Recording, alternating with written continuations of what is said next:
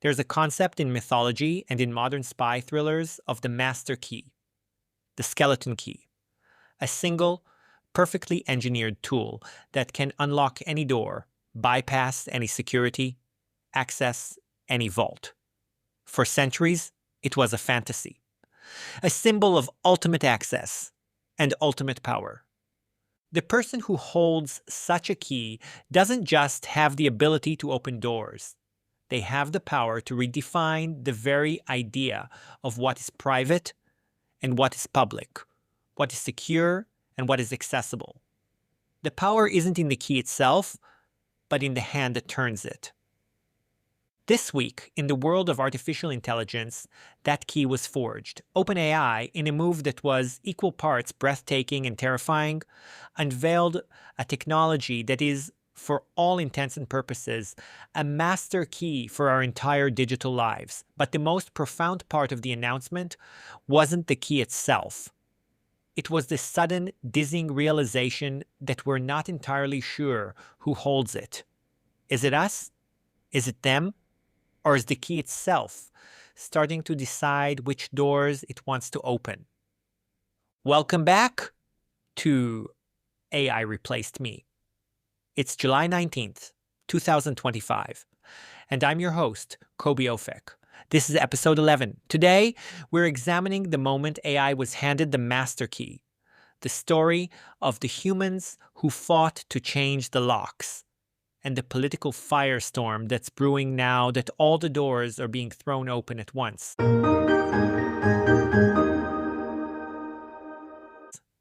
The announcement from OpenAI on July 17th was a seismic event. It was the moment the conversation shifted from AI as a brilliant conversationalist to AI as an autonomous actor in the world. They unveiled the ChatGPT agent, a capability that transforms the chatbot from a tool that advises to one that actively does.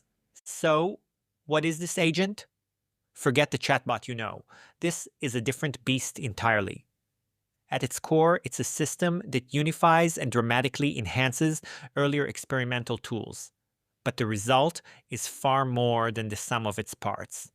The agent is given its own sandboxed virtual computer, complete with a web browser, a code terminal, and most critically, connectors that hook directly into a user's personal applications like Gmail and Google Drive. The paradigm shift is profound. Instead of asking ChatGPT how to do something, you now ask it to do it for you. The live demo was a showcase of unnerving fluidity. A user could ask it to analyze a competitor, and the agent would autonomously browse multiple websites, filter information, download files, run code to analyze data, and compile the findings into an editable slide deck. It can plan your family vacation and then go on to book the flights and hotels. It can take a recipe you like and then order the necessary groceries. It does all this while giving you a real-time, over-the-shoulder view of its actions, and it pauses to ask for permission before taking what OpenAI ominously calls actions of consequence. The awe this inspires comes from its sheer quantifiable power. This isn't a marginal improvement, it's a quantum leap. On notoriously difficult benchmarks designed to test advanced reasoning, the agent is shattering records. On humanity's last exam, a general knowledge test that stumps most previous models, the agent set a new state-of-the-art score. On a benchmark for spreadsheet manipulation, it scored 45.5%, more than doubling Microsoft's own Copilot in Excel. This is a system aimed squarely at the foundational tasks of modern white-collar work: research, analysis, planning, and execution. But for every gasp of awe, there was a shudder of anxiety, and that anxiety came directly from the top. In a move of extraordinary, almost alarming candor, OpenAI CEO Sam Altman accompanied the launch with some of the starkest warnings a CEO has ever issued for their own flagship product. He described the agent as cutting-edge and experimental, and stated bluntly, it is not something I'd yet use for high-stakes uses or with a lot of personal information. He went on to caution that bad actors may try to trick users, AI agents, into leaking private data or taking malicious actions in ways the company can't anticipate. Let's be very clear. This is not the usual legal boilerplate. A CEO's job at a product launch is to maximize hype and minimize perceived risk. Altman did the precise opposite. This signals a fundamental shift in the social contract between a tech giant and its users. The iterative deployment strategy, where the tool is rolled out to paying subscribers, is not just a release plan. It's a massive real-world experiment. The technology is so powerful, and its interactions with the messy, unpredictable digital world so complex that OpenAI cannot possibly foresee all the ways it could fail or be abused. So, they are effectively crowdsourcing their highest-level risk assessment. The paying user is no longer just a consumer. They are an unpaid, high-risk beta tester for a society-altering technology. If something goes wrong, as Altman has made clear, the responsibility falls on the user, not OpenAI. This architectural risk was articulated even more sharply by Meredith Whittaker, the president of the encrypted messaging app Signal. Whittaker is not some casual observer.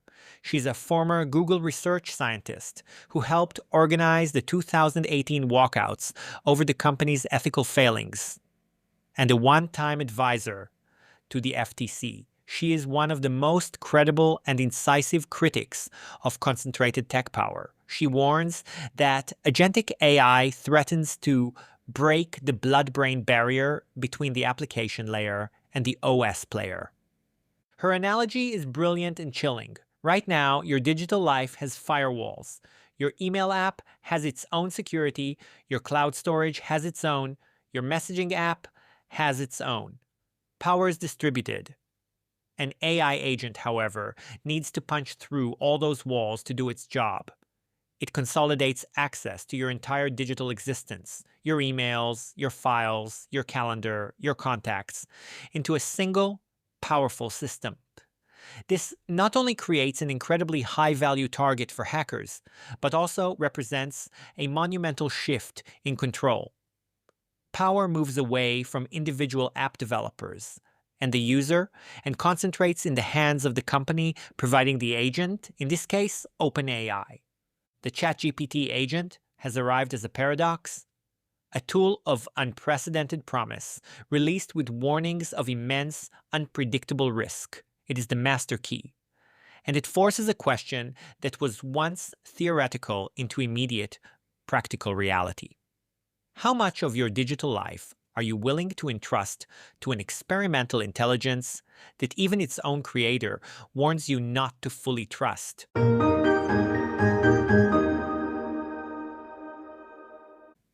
Just as OpenAI was handing out copies of the master key, a very human story of reclaiming agency reached its climax. On July 9, 2025, after a grueling, nearly year-long strike that began on July 26, 2024, the Screen Actors Guild, SAG-AFTRA, announced the ratification of a new interactive media agreement with major video game companies. This was never a traditional labor dispute about wages or working hours. At its heart, it was an existential battle over the ownership of one's digital self. Voice and motion capture performers were facing a future where their unique likeness, their voice, the very essence of their craft could be ingested by an algorithm, turned into a digital replica, and then deployed endlessly in any project, for any purpose, without their ongoing consent or fair compensation. The fear wasn't that AI would assist them, but that it would consume and replace them, turning a lifetime of human artistry into a static, eternally recyclable data asset. The union's victory didn't come from just holding picket signs. It came from a sophisticated, multi-pronged strategy that showed they understood the AI threat better than many of the companies they were negotiating with. In January 2024, long before the final agreement, they hammered out a deal with Replica Studios, a firm specializing in AI voices. This established a crucial blueprint: explicit consent for each use, secure data storage, and time-limited licensing. It was a proof of concept. Then, in May 2025, they filed an unfair labor practice charge against a subsidiary of Epic Games for allegedly using AI to replicate Darth Vader's voice in Fortnite without proper notification. This wasn't just a complaint, it was a public shot across the bow, demonstrating they were ready and willing to legally enforce these new digital rights. The final agreement, ratified by an overwhelming 95% of the voting members, is a masterclass in pragmatic regulation. It doesn't ban AI, instead, it builds a cage of rules around it. The core tenets are simple and powerful. Performers must give explicit informed consent for their voice and likeness to be used to create an AI replica, and they must be fairly compensated for that use. This is where the true genius of their strategy lies. The union could have taken a Luddite approach and tried to prohibit AI entirely, a move that would have almost certainly failed. Instead, they focused on economics. By forcing companies to get consent and pay for digital replicas, the agreement fundamentally changes the financial calculus of automation. Using an AI-generated voice is no longer a free or default cost-cutting measure. It becomes a line item on a budget. It becomes a conscious business decision with a tangible cost that must be weighed against hiring a human performer. This masterstroke effectively internalizes the cost of what was previously an externality, the human creative labor being consumed. It's a powerful model that can now be adopted by every other creative industry, from music to visual arts to writing, that faces the same threat of their work being scraped and repurposed without consequence. The SAG-AFTRA victory is far more than a win for a few thousand video game actors. It is the first successful large-scale counterscript to the narrative of unchecked AI expansion. It's a powerful demonstration of how organized human labor can draw clear, enforceable lines in the digital sand, asserting agency and demanding value even as the machines get smarter.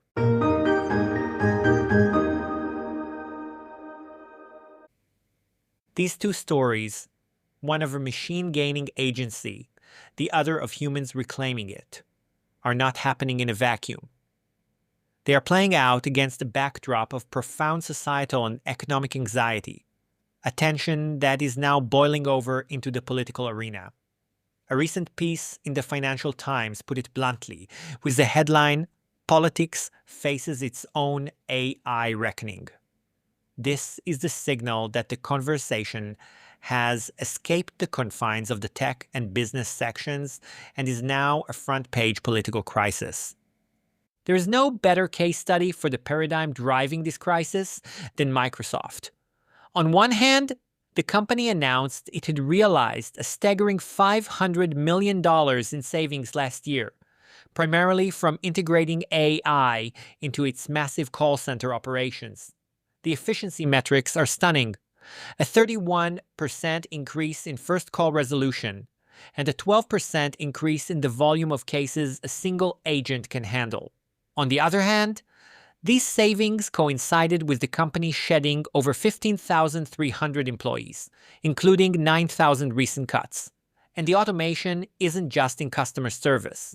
CEO Satya Nadella revealed that AI now writes 30% of Microsoft's code. This is the profit without people model in its starkest form. AI-driven efficiency leads directly to workforce reductions, which in turn fuels a soaring market capitalization, now approaching $4 trillion. The financial incentive to accelerate this trend is overwhelming. This brings us to the political tinderbox. For decades, the story of automation was largely about blue-collar jobs in manufacturing. The political fallout, while significant in places like the Rust Belt, was often dismissed by the broader political establishment as a problem for other people. AI is different. As the capabilities of tools like ChatGPT agent make clear, Its primary targets are the cognitive or mental labor jobs that form the bedrock of the professional managerial class: the paralegals, the data analysts, the junior programmers, the marketing managers. This is where the analysis of commentators like James Kanagasuriam, cited in the Financial Times, becomes so potent. He found that AI-induced job losses could disproportionately affect affluent, historically secure areas. This is a game changer. This class of workers has, for generations, been the primary beneficiary of economic growth and the bedrock of social and political stability. They are the winners of the modern economy. When this group begins to experience widespread job precarity and displacement, the political consequences are amplified enormously. They have more social capital, a louder political voice, and a greater capacity to disrupt the established order when the social contract they believed in is shattered. The AI reckoning for politics isn't just about a rising unemployment number. It's about the character of that unemployment. The erosion of the secure, white-collar middle class threatens to unleash a wave of resentment and populism far more potent and destabilizing than previous technological disruptions. It is a direct threat to the stability of democratic institutions, fueled by the very people who once upheld them. The economic benefits of AI are being privatized by corporations, while the immense social costs are being externalized onto the workforce and society at large. Without a proactive systemic political response to manage this transition, the technological revolution we are celebrating today is on the direct path to becoming tomorrow's political catastrophe. All right, let's look at the horizon with a few quick flashes from the front lines. Oh my goodness! Time for Future Forward Flashes! Flash 1. The Google Gambit. Google's new AI Works for America initiative, a partnership to provide AI skills training across states like Pennsylvania and Virginia, is a brilliant strategic move. While framed as corporate altruism, it allows the very company driving the disruption to position itself as the indispensable educator for the new economy. It's creating a new, lucrative market for AI certifications and training, a market it will inevitably dominate. Flash 2. The CEO Schism. The public clash between Anthropic's Dario Amodei, who predicts a white-collar bloodbath of up to 50% of entry-level jobs gone in 5 years, and NVIDIA's Jensen Huang, who promises more and better jobs, isn't just a philosophical debate. It's a perfect reflection of their respective business models. Amodei sells the software that automates labor. Huang sells the hardware that powers the entire AI economy. Their predictions align perfectly with the value proposition of their products. Flash 3. The BLS Gauntlet. The moment the U.S. Bureau of Labor Statistics began publishing official forecasts on AI's impact, projecting a 3.9% decline for credit analysts and a 17.9% increase for software developers, the game changed. This is no longer speculative hype from tech CEOs. It is an official government projection, giving policymakers the hard data and political cover they need to treat job displacement as a concrete economic reality, not a hypothetical future. Flash 4. The AI Auditors of New York. With the enforcement of New York City's Local Law 144, which mandates independent bias audits for AI hiring tools, a brand new, high-value job category has been born: the AI Auditor. It's a perfect small-scale example of our theme today: how human-led governance and regulation can create new, necessary roles, even as technology automates old ones. It's human agency creating jobs to police machine agency. We started today with a story about AI being handed the master key, the autonomous, powerful ChatGPT agent. We contrasted it with the story of the actors who, faced with a similar technology, grabbed a pen and wrote the driver's manual. These two stories, the agent and the actor, define the central conflict of our time. The question is no longer, will AI take my job? That's a 2024 question. The 2025 question, the one that this week has thrown into stark relief, is who's in control? Who has agency over the powerful new tools that are reshaping our work, our data, our privacy, and our digital identities? Is it the user who clicks agree on an experimental tool? Is it the corporation that builds it? Is it the government that struggles to regulate it? Or in some small way, is it becoming the agent itself? The future of work isn't a battle of man versus machine. It is a negotiation over agency. Proactive adaptation, the kind of strategic thinking I explore in my book, isn't just about learning to prompt an AI better. It's about developing the wisdom to decide where to cede control to that AI for the sake of efficiency, and where to fiercely, intelligently, and strategically assert human control for the sake of value, safety, and dignity. That's the core framework I explore in my book, Keep Your Day Job: How to AI-Proof Your Career. It's available on Amazon and wherever you get your books. Join me next week on AI Replaced Me as we continue to track the signals in this ever-changing landscape. Thanks for tuning in.